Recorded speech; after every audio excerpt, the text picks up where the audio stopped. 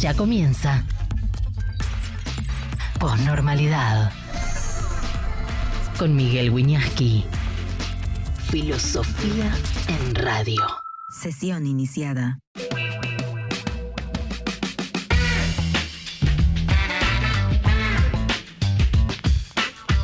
Muy buenas tardes, muy bienvenidos a la posnormalidad.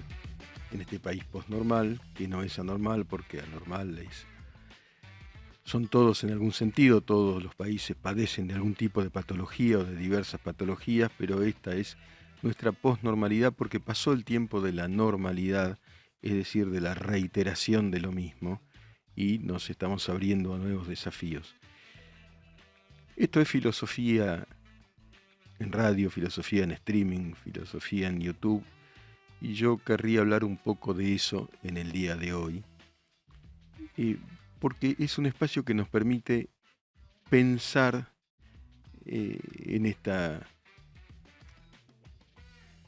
diría, citando a algunos filósofos, claro del bosque. Claro del bosque es un espacio donde de pronto hay una luz diferente y uno puede permitirse, complicado los medios tradicionales, bueno, hacer esto, filosofía en radio, ¿no? Como dice nuestro eslogan, pero es filosofía en los medios, lo cual no significa una vulgarización de esta disciplina. Según, esto es muy básico, pero lo quiero poner en la consideración de ustedes. Hay tres dimensiones que convocan al pensamiento. Uno son las situaciones límites. Frente a un límite, uno se pone a pensar en que es mortal, ¿no? Frente al límite. Esto genera una angustia. La angustia motiva el pensamiento también, ¿no? Y esto también motiva un asombro, una admiración. De pronto uno se pregunta, ¿qué es todo esto? ¿Qué es esta circunstancia en la que estamos habitando, sabiendo que va a concluir, ¿no? Si hay algo en un sentido democrático es la muerte. La vida y la muerte, ¿no? La vida y la muerte en la posnormalidad desde la filosofía. ¿Qué propongo? Les anticipo algunas reflexiones que estoy trabajando en un libro. Una especie de estoicismo. Quiero hablar sobre el estoicismo hoy. Y a eso vamos. La refundación del pensamiento. Posnormalidad con Miguel Wiñaski.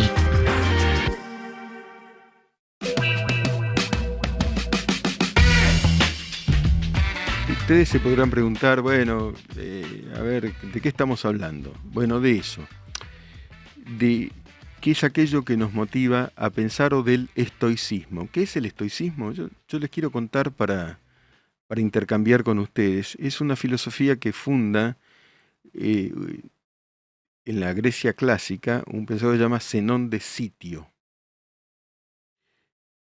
Fundamentalmente lo que dice él, y más tarde sus sucesores, a saber Epicteto en Roma, Séneca también en Roma, y Marco Aurelio fundamentalmente con sus pensamientos o meditaciones, las meditaciones de Marco Aurelio, es que uno debe aprender a manejar las preocupaciones a sabiendas de que lo que es inevitable lo es, que no lo podemos manejar, solamente podemos manejar lo que respecta a nosotros mismos, nuestros propios sentimientos, nuestras propias reflexiones, y no lo que sucede fuera de nosotros y ocurrió. Frente a eso lo que cabe es el estoicismo. Quiero decir, hay desgracias, hay desdichas, puede haber un accidente, pero es imposible que yo los maneje, que nosotros lo manejemos. Si, ¿no? De pronto, no sé, un sismo.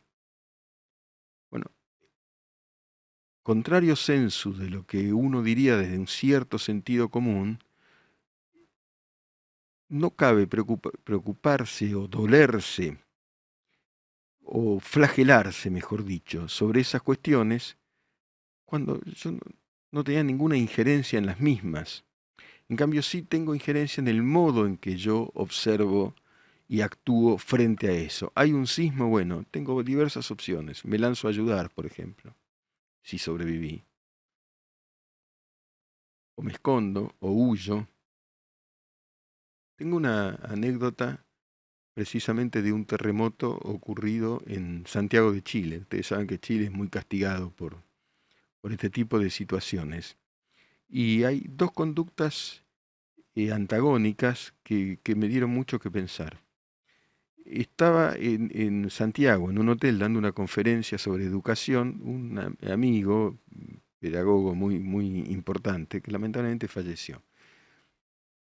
Sintió temblar todo, manoteó el pasaporte del hotel, salió más o menos como estaba, en calzoncillo, no sé. A la hora estaba en Mendoza. Llegó al aeropuerto, se tomó un avión y se fue. Es una reacción. Es absolutamente comprensible, por supuesto. Su familia, su propia vida. A la hora y media de acontecido el temblor, un periodista amigo también vuela desde Buenos Aires y se queda en el terremoto, asumiendo una cantidad de peligros, porque su deber es comunicar. Y comunica desde el epicentro mismo del hecho. Quiero decir, hay un hecho sobre el cual no tenemos injerencia y hay diversas conductas posibles. Y nosotros lo que podemos es decidir sobre esas conductas. No necesariamente ni el uno hizo bien, ni el otro hizo mal, ni al revés. Ambos decidieron. El estoicismo tiene en Marco Aurelio, según entiendo, una cúspide porque no es una cándida moraleja el estoicismo. Marco Aurelio fue un gran emperador romano, quizá el más grande de todos, quizás, en un sentido. Y un emperador toma decisiones tremendas. Va a la guerra, está en el frente, mata, o ordena matar, o decide que miembros de su ejército vayan a una batalla y a sabiendas de que muchos van a morir. Expandió el imperio romano, Marco Aurelio, y sin embargo escribió unas meditaciones que son una lección de estoicismo, cómo afrontar las durezas de las batallas, la dureza del poder, porque el poder no es solamente un espacio usurpado para robar, por ejemplo, o para someter. El poder está en una inmensa responsabilidad, como se viene diciendo últimamente. Creo que es una frase curiosamente de Spider-Man, donde alguien dice, un gran poder implica una gran responsabilidad. A veces los cómics son cultura contemporánea, y es verdad, un gran poder implica una gran responsabilidad. Y sin embargo, en medio del ajetreo del inmenso poder de Marco Aurelio, el emperador del imperio más grande de la Tierra, en ese momento, se tomó tiempo para condensar en pensamientos o en meditaciones una línea de vida que tenía que ver con encontrar algo que es muy difícil de encontrar, que yo no digo que sea un mandamiento, que es una especie de serenidad frente a lo que nos toca vivir, una serenidad, ¿no? El tema de la serenidad está muy estudiado en la filosofía, ¿no? Y no es simple. La serenidad es la libertad. ¿Por qué la serenidad es la libertad? Porque la serenidad es poder decir que no a aquello a lo que no queremos acceder. Por ejemplo, les doy un ejemplo. Yo manejo el celular hasta ahí. No quiero tener la última. Es un ejemplo personal, ni siquiera sé si puede universalizarse.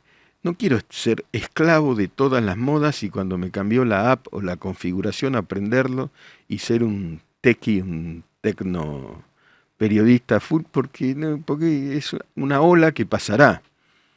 No, le digo que no al imperativo del momento, al imperativo de la moda del momento.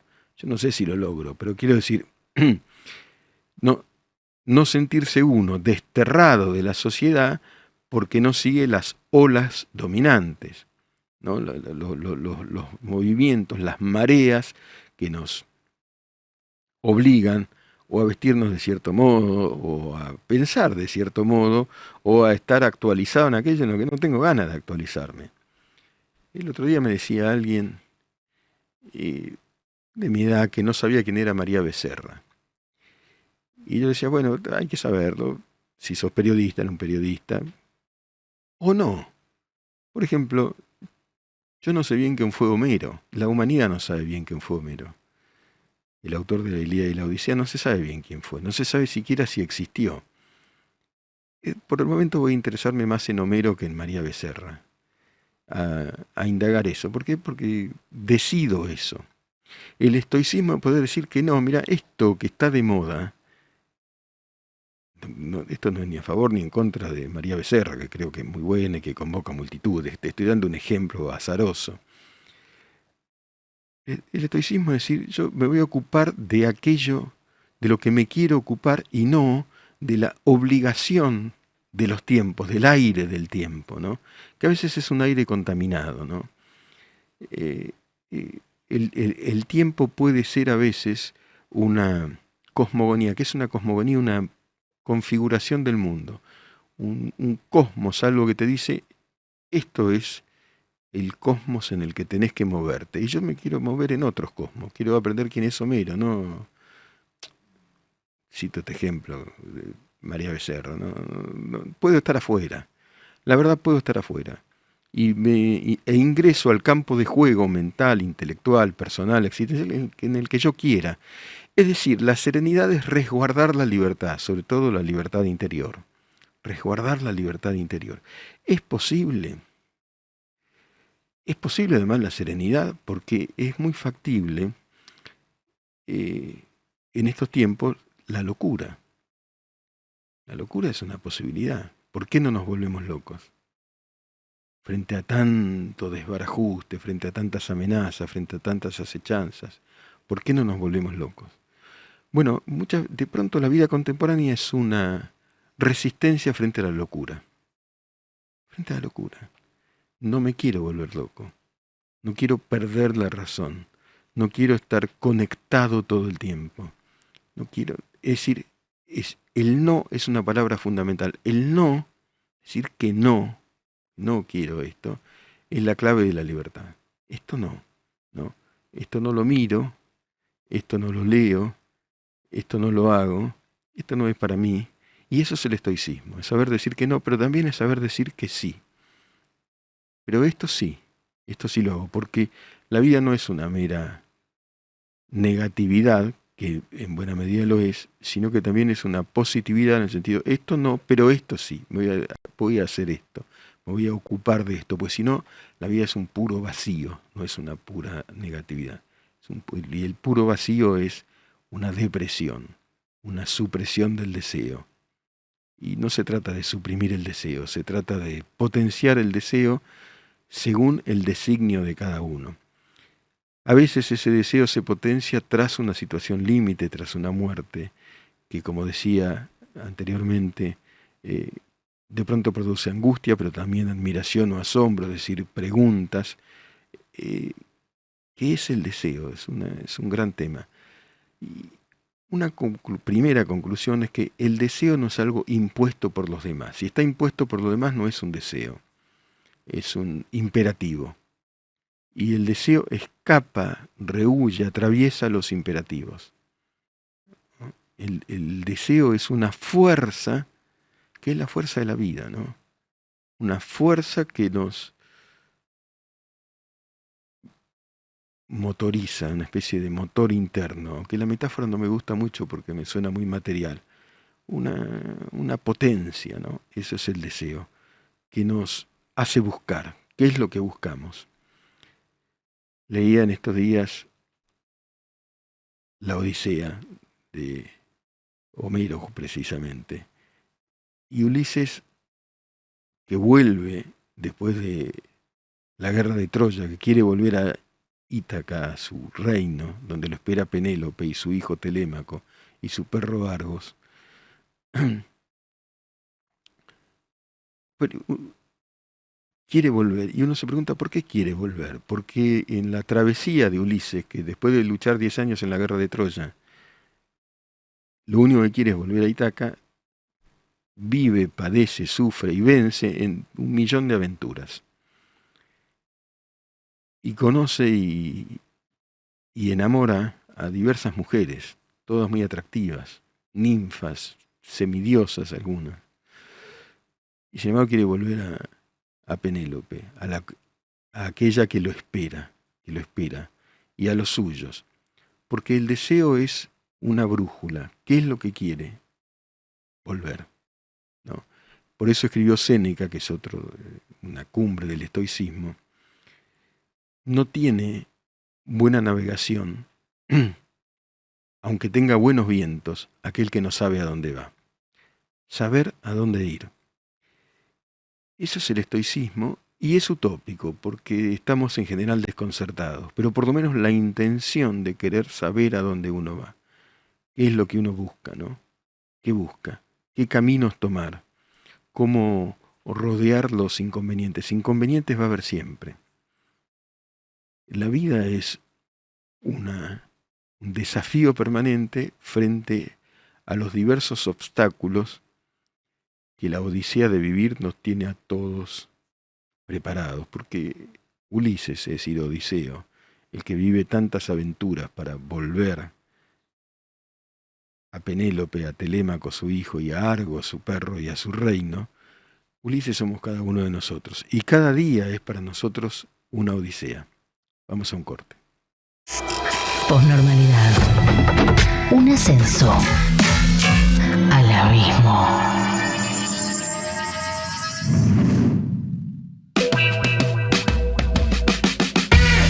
En este asunto del estoicismo, y siguiendo la línea del pensamiento estoico, hay que pensar también en lo que los griegos denominaban dioses. ¿Qué es un dios? Un dios es algo que tiene más poder que nosotros. Por ejemplo, el mar. Por eso Poseidón es un dios. Por eso el amor es un dios. Eros. ¿No? Bueno, el mar es un dios. Esa deidad, Poseidón, tiene la característica de encolerizarse a veces. Y frente a los dioses, no sé si logro explicarme con esto, poco podemos hacer, ¿no? Sobre todo cuando el mar, bueno, demuestra su inmenso poder y parece que nos traga, ¿cierto? Por ejemplo, veamos y analicemos unas imágenes sobre una circunstancia límite en el mar. Fíjense el poder del mar, por eso es un dios, ¿no? Una nave, tiempos contemporáneos, ¿no? Ahora. Miren lo que son las olas. El poder, ¿no? El poder, las olas que parecen que van a tragarnos y que de pronto nos tragan. Miren eso. Por eso es un dios. Porque se levanta la marea y nos convierten a todos a los que... Miren. Es una maravilla, por eso. Y amedrenta. Fíjense, invade una ciudad, ¿no? Dios, ¿no? ¿Por qué? Porque es más poderoso que nosotros, porque nada podemos hacer.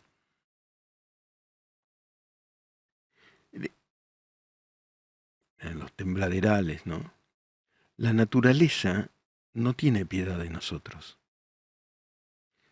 Observaba el otro día, ¿no? La serpiente que clava sus colmillos acanalados no sabe que amamos a nuestros hijos, que no nos queremos ir. Te mordió y te mata. La bestia que te devora, los monstruos, es otra cuestión de la vida, ¿no? Fíjense el agua. La naturaleza es impiedosa. Frente a la impiedad de la naturaleza está el ingenio humano, ¿no? Cómo detener esto, cómo evitarlo, cómo hacer una prevención meteorológica, cómo resolver de pronto lo irresoluble, porque si te morís no hay nada que resolver. En la línea del estoicismo está, ahí estamos en el video, ¿no? Ya vimos. En la línea del estoicismo está el oficio del sobreviviente. Hay personas que saben sobrevivir, ¿no? Que pasaron 1000 batallas, 1000 desafíos, y es el oficio del sobrevivir. Vale para la Argentina, ¿eh? ¿Cómo sobrevivir a la Argentina? El oficio del sobreviviente es algo vinculado a esta filosofía del estoicismo, porque estoicamente, frente a 1.000.000 de dificultades y de acechanzas, frente a las múltiples acechanzas, hay personas que sucumben y otras que tienen ese oficio, ese saber, esa astucia del sobreviviente y permanecen, hasta que en algún momento, por supuesto, la naturaleza termina con la vida de todos, ¿no? Pero el oficio del sobreviviente es algo para analizar, ¿no? ¿Quiénes sobreviven y por qué? Se ha afirmado sobre personas sobrevivientes de los campos de concentración que, por ejemplo, ¿no? Para citar un ejemplo, que sobrevivían los que tenían proyectos, los que justamente como Ulises, que dice, yo quiero volver a Ítaca, ¿no? Tal persona que tenía un proyecto, o afectivo, o un emprendimiento, o querer llegar a algún lugar, ¿no? Que quiere, y yo llamo a eso escalar la montaña interior, que quiere ascender sobre sí mismo, no necesariamente tener un éxito de orden material, sino, bueno, superarse. Esas personas, Viktor Frankl, ¿no? Es el filósofo que habla de esto, que sobreviviente de los campos de concentración, y ha escrito sobre el sentido de la vida y de la muerte, y él ha dicho, los que sobrevivían son esos, los que tenían un proyecto fuera de ese campo de concentración. Claro, hay que tener también ciertas ventajas del azar, ¿no? Porque si, tipo, como ocurría en esos campos, en esos y en todos los campos de concentración, agarra una ametralladora y tira al voleo y te mató, y te mató. Sin embargo, hay sobrevivientes y en todo caso el patrón común sería el de querer algo más que esa circunstancia que parece amurallarnos para siempre, ¿no? Sin embargo, otro sobreviviente de los campos de concentración, Primo Levi, italiano, sobrevivió. Pero sobrevivió tan tortuosamente, fue tanto el horror que vio, que muchos años después se suicidó, aparentemente se suicidó. Es decir, sobrevivió, pero se suicidó. Singularmente uno de las cumbres del pensamiento estoico, Séneca, también se suicidó. Era mejor para Séneca el suicidio al destierro. El destierro era el castigo más terrible que podía sufrir una persona de aquella Roma. Séneca había tenido mucho poder, había sido asesor de Nerón, nada menos, y las reyertas políticas, precisamente las traiciones, los juegos del poder y demás, lo complicaron tanto que decidió cortarse las venas serenamente. Una muerte buscada y serena, ¿no? Ahí ingresamos a un campo muy complicado, el de la bioética, que es el tema de la muerte digna, ¿no? Es decir, hay países que, como entiendo que Holanda, por ejemplo, Canadá también, dicen, bueno, frente a una degradación inevitable, uno puede decidir morirse antes de caer en esa decadencia. La eutanasia. La muerte digna. Sí, la bioética nos presenta desafíos tremendos y decisiones tremendas y cómo enfrentar esa muerte digna con serenidad. Me contaban de una persona que, genial, falleció hace poco, no voy a dar el nombre ni la referencia por razones de privacidad de los suyos, en Canadá, pero argentino, que había sido un físico brillante, con real trascendencia internacional, y tiene un cáncer con metástasis en el cerebro. Imagínense una persona brillante, pero brillante en un sentido más profundo de la metáfora del brillo, con una mente brillante, como esa película que alude al premio Nobel John Nash, una mente brillante, y este era un físico, algo parecido, en Canadá, y a sabiendas, por su saber personal, por su sufrimiento el que se le venía, por su conocimiento científico de que solamente iba a ir barranca abajo, sufriendo y sobre todo perdiendo la razón, un cáncer en el cerebro, decide, y su familia decide con él, asumir una muerte digna. Y ahí empieza un countdown. 3 meses, me van a aplicar algo y me voy a morir. Y yo lo sé que lo asumió con estoicismo, con serenidad, que eso era mejor que la decadencia física, mental, que fatalmente lo esperaba. La fatalidad era menor a través de la eutanasia. Es un tema muy discutible, ¿no? Porque personas muy religiosas dicen, bueno, uno está vivo hasta que Dios decida lo contrario, pero ¿qué es Dios? ¿Qué es Dios? ¿Y por qué yo voy a, o esta persona, iba a obligar a su familia a verlo en su decadencia, a perder todas sus facultades motrices y a perder toda dignidad, ¿no? Por eso el asunto de la muerte digna es uno de los temas que también nos obligan a reflexionar respecto de cómo afrontar el final inevitable. El final inevitable que es la muerte, pero bueno, hay muertes y muertes, ¿no? Hay agonías que nos condenan a una especie de indignidad. Solamente ocurre una degradación que uno no soportaría ver en uno mismo, ¿no es cierto? Una mente brillante que sabe que su cerebro va a dejar de funcionar y va a continuar vivo, prefirió morir antes. Y así fue, así fue. Es una decisión propia, eso también es la libertad. Porque el último momento de una vida, eso lo dice Borges, creo, de alguna manera refleja toda la vida. El último momento de alguna manera condensa lo que ha sido en toda tu vida, siempre y cuando lo puedas elegir, como ocurrió en este caso. Vamos a otro corte. Mira Posnormalidad en Twitch TV/Neuramedia. Posnormalidad.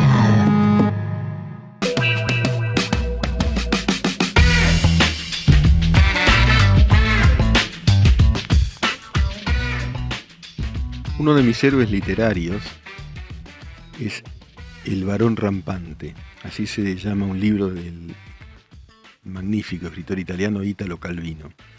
El varón rampante decide, se llama Cosimo en el libro, decide pasar toda su vida en un árbol, es una metáfora, es un ser arbóreo que decide elevarse por sobre la tierra.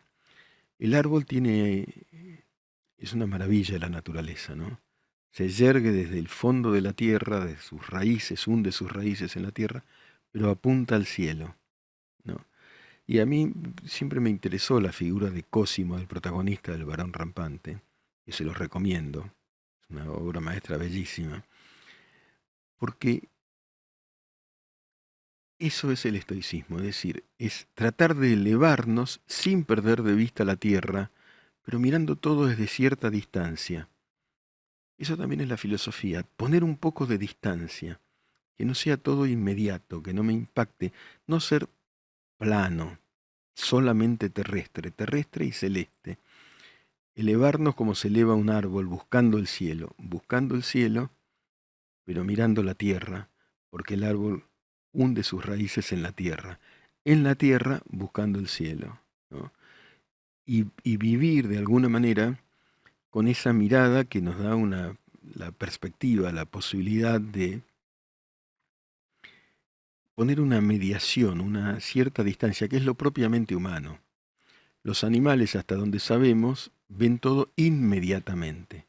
Nosotros entre las cosas y nosotros ponemos palabras, ponemos conceptos, ponemos reflexiones. Es como que nos trepamos a un árbol que florece y que ponemos ciencia.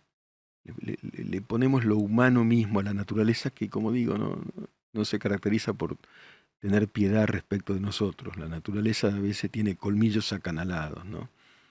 De tal forma que esa elevación es una especie de superación. Esto es simple, no es simple, porque como dice César Vallejos, hay golpes en la vida tan fuertes, yo no sé, ¿no? Hay golpes en la vida tan fuertes, yo no sé. Y de pronto hay golpes son los heraldos negros que nos envía la muerte, dice César Vallejo, ¿no? El gran poeta peruano. Pero aún así, frente al dolor, esto es fácil decirlo, tomar una cierta distancia, porque al fin y al cabo hay si es que existe Dios, yo no sé si existe, en estos días de reflexión para tanto, bueno, habrá que pensarlo, o cada uno tendrá su fe y todo es respetable, Pero hay una sabiduría en el hecho de que seamos todos mortales, ¿no? De que esto al fin y al cabo un día termina. Imagínense si fuéramos inmortales y no termina nunca. Y no termina nunca. No, la inmortalidad puede llegar a ser bueno, el infierno. El infierno sería la inmortalidad. Por suerte somos mortales en un sentido. Se termina. Al fin y al cabo, todos los sufrimientos en algún momento concluyen. ¿Qué viene después? No lo sabemos. Es un placer poder hacer filosofía en radio, ¿no? Hacer un monólogo interior, dejar que fluyan los pensamientos, generar asociaciones libres. Es un experimento inusual, pero lo podemos hacer aquí y lo practicamos, porque somos libres. Ser o estar. Estar. La posnormalidad. Con Miguel Wiñaski.